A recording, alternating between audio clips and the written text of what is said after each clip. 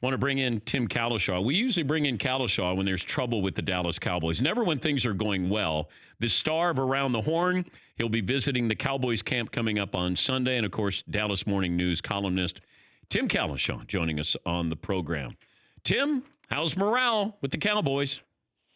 Oh, I think morale will be okay. I think players, ride through these things pretty comfortably. And since nobody really knows what's going on, and since he's a running back and doesn't need to be in Oxnard at all, I think they'll be able to get their work in. But the morale around, Cowboy fans, there's always a little bit of paranoia when these things happen. Everybody immediately kicks back to Emmitt Smith. Yeah. When Ed Werder and I were the Cub reporters for the Dallas Morning News covering this team. And so we all have memories of that. But I think this will be a drastically different situation. Is he worth the big money, though, Tim? That's the bigger picture that I don't know if people are addressing. Is he a $20 million a year, $18 million a year running back?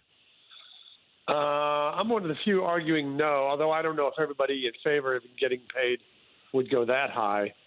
I lean towards, not all the way, I lean towards the analytics crowd that suggests he's not worth it and that running backs in general are not worth it. And I've always thought the way they use him, only back in the league who had 300 carries last year. That's not to mention 77 catches.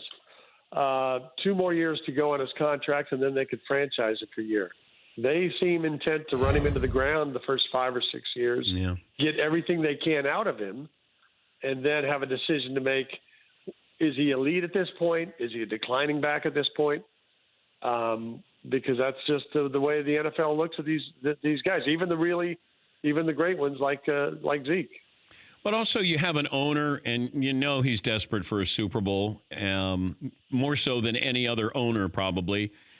What role does his personality play in getting this done or not getting this done? I mean, is he going to be a hardline guy? Because he doesn't strike me as being a hardline guy. And that's funny. He was in the first few years here. Jerry Jones kind of was, and he had some contentious negotiations with other players beyond Emmett, and now they haven't had that. They haven't really fought anybody in years. Yeah, and that's the best thing Zeke has going on his side.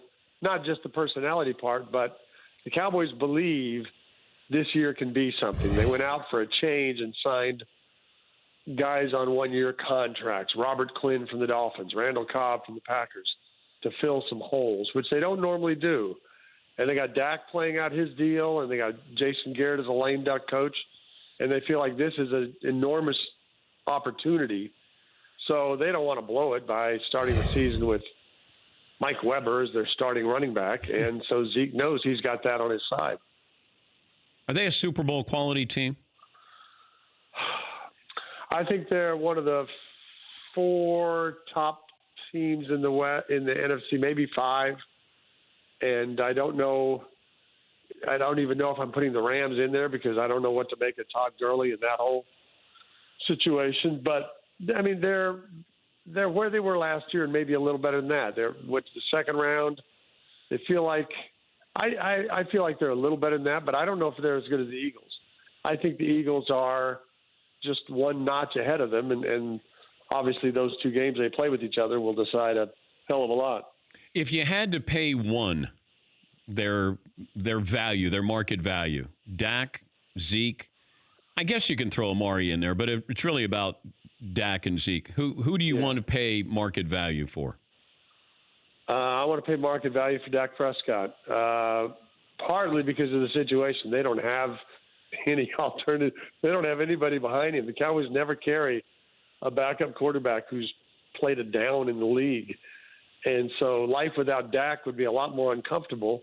Life without Zeke wouldn't be great, but we all have this in our mind, how great he is, but you also have to look at, the year he was suspended 6 games. Alfred Morris and Rod Smith, that's about as pedestrian as it gets. They had higher yards per carry running behind this line than Zeke did. I'm not saying they're as good, but a lot of people can get you 4.2 yards running behind this line. Zeke got 4.7 last year. Zeke's great thing is volume. He he can keep carrying the ball and get 20-some touches a game, and these other guys can't. But I think life without Dak for this team would be just a complete crapshoot. And where do we stand with the Dak Prescott negotiations? I mean, I think those will get done. I think they've blown that. I think they needed to get that done early before these other contracts came in, and Wentz got paid like he did. I don't know that it makes sense to pay Dak in the $28 to $30 million range per year and $80 to $90 million guaranteed, whatever that's going to be. But that's where they are. That's why I don't think they really need to rush on that, because it's not going to go up the rest of this season. There aren't other players to come along.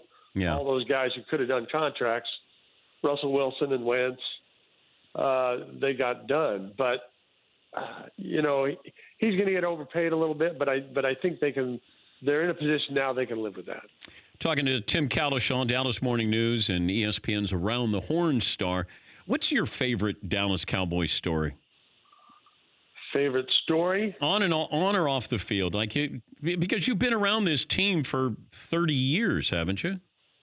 Yes. So I would go back to to not that I'm old, of course, but 1986, first year on the beat when they signed Herschel Walker, and that was right after the USFL folded. And in fact, I wrote very tellingly. Herschel Walker, his agent was in Thousand Oaks. Herschel Walker and his agent in Textram are, in negotiations. This won't happen overnight. They announced the contract at 10 o'clock the next morning. So I said, well, 10 a.m. is not really overnight. They needed some of the morning to get this out. But the main part was when that happened and they gave Herschel Walker 5 years, $5 million guaranteed, the Cowboys went nuts. And in those days, we could just wander everywhere. We ate in the cafeteria where the players did. You could sit right down with them if they'd have you.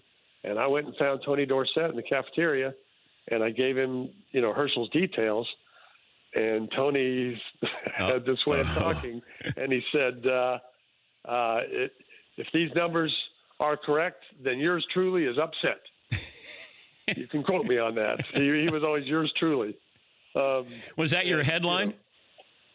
That was the lead. Doug Cosby was the tight end. Doug Cosby walked out of camp.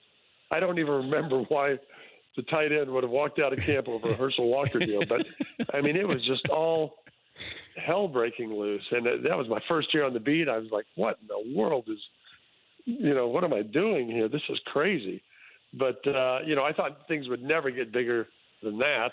And then, of course, Jerry and Jimmy came along, and it just seemed like something every year made it, magnified. But do you think that history will, when we look back, that Jerry Jones will be credited or blamed with what happened with the Cowboys?